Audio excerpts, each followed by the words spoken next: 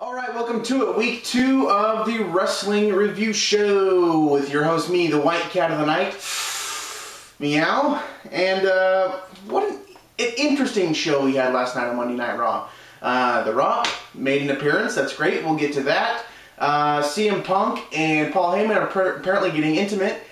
And we finally set up the final contestants for the Elimination Chamber match for the #1 contendership for the World Heavyweight title. So, jumping ahead, we'll hop back to the beginning of the episode a little bit later on, but I want to hop right through these other lower card matches, as I call them. Jack Swagger comes back in his, I think, first match, unless he went on SmackDown again. I don't watch SmackDown! Beats Zack Ryder.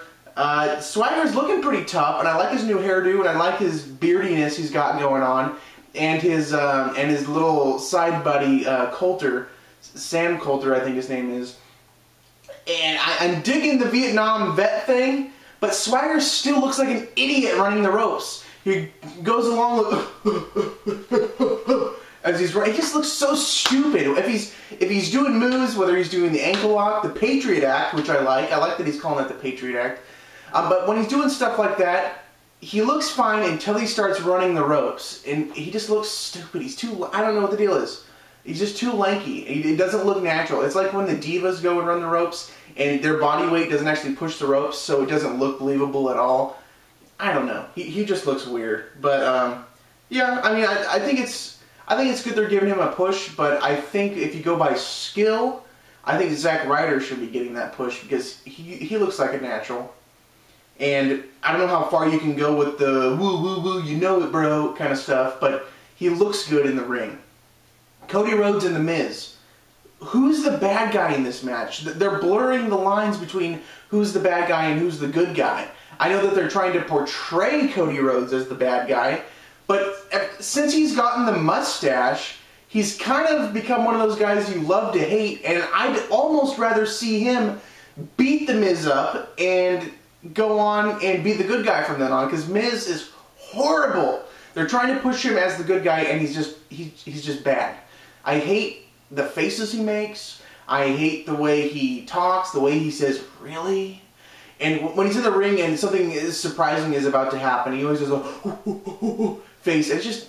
It's annoying. So, and the other thing is, the other little thing that makes it difficult with that match, Cody Rhodes versus The Miz, the bad guy is wearing the baby blue, and the good guy is wearing the black.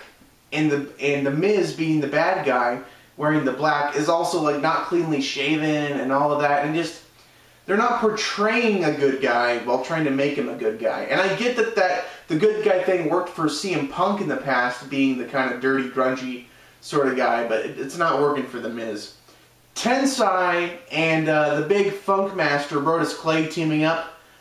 Great idea, because Tensai is going nowhere, let's face it. And don't forget, Tensai beat John Cena, and I think he beat Sheamus as well, but I mean, he beat the top guy in the company and went nowhere. And they've got nothing going on for him right now. And I think it's excellent that they're letting him be the sort of side gag and doing stuff with Brodus Clay. That's great. Wade Barrett beats Kofi Kingston.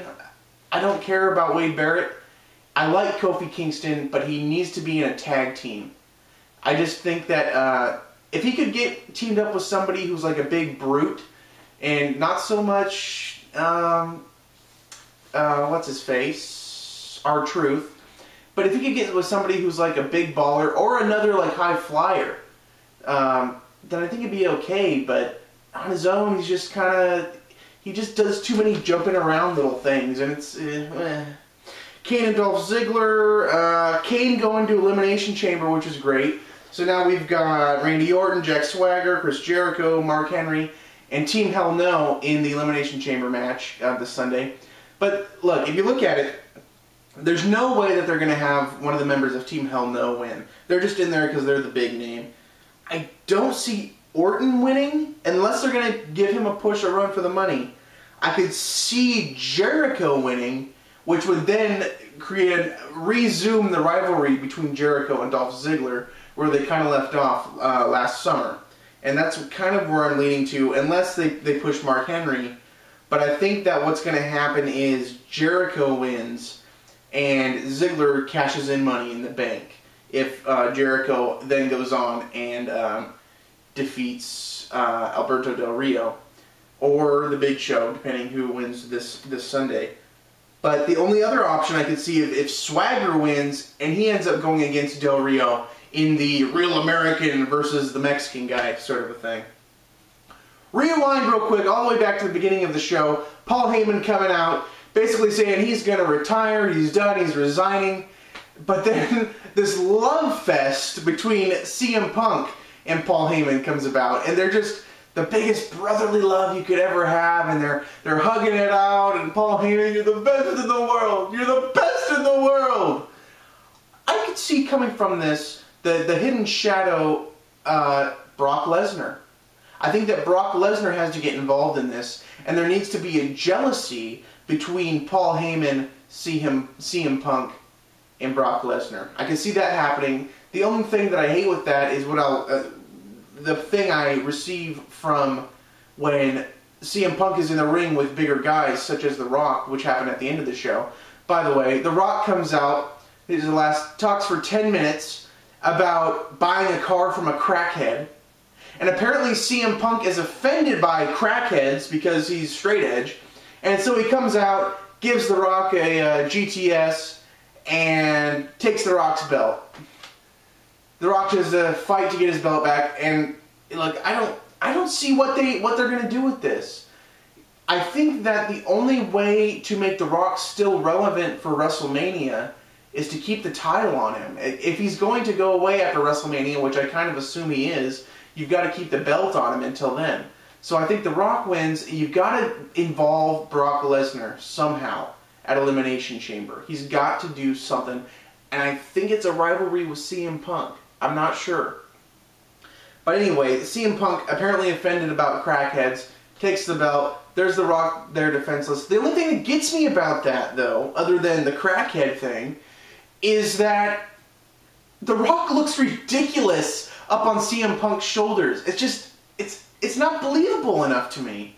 And it's annoying that he's even in the same ring with him. It's like if back in the day you wouldn't have seen Spike Dudley come and, you know, pick up The Rock on his shoulders and do all of that.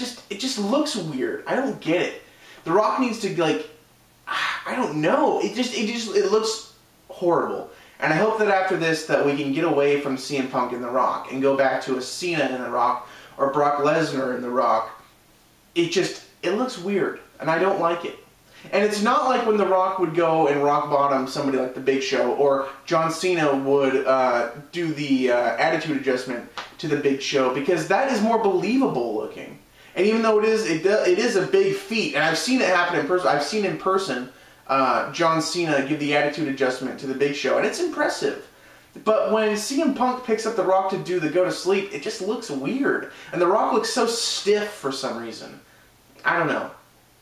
But other than that, I think that's just about it. Yeah. So this Sunday, Elimination Chamber. I'll give my predictions here. I'm taking Jericho in the Elimination Chamber match. Del Rio to win against the Big Show.